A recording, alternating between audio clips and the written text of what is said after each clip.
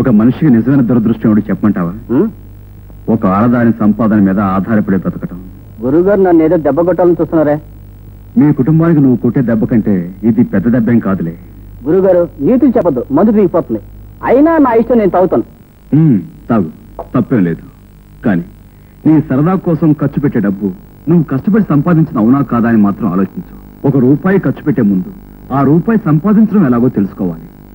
పశువులు సైతం తమ తిని తాము కష్టపడి సంపాదించుకుంటాయి. నువ్వు వాటికంటే హీనమైన వాడివా?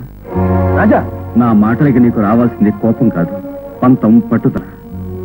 సీను, మనిషి అన్నాక 10 మందికి ఉపయోగపడాలి, లేదా కనీసం తన వల్లైనా తనకు ఉపయోగం ఉండాలి. ఏదీ లేకుండా కన్నవాళ్లకు భారంగా ఈ లోకానికి వృధాగా బ్రతికే కంటే చావటం నయం. నువ్వు తాగే విస్కీ, నువ్వు తినే తిండి ఓ ఆడపిల్ల శ్రమ వలన, కష్టం వలన వచ్చినది. నీకేమాత్రం సిగ్గు, పౌరుషం ఉన్నా ఆ విస్కీ తాగవు, ఆ తిండి తినవు.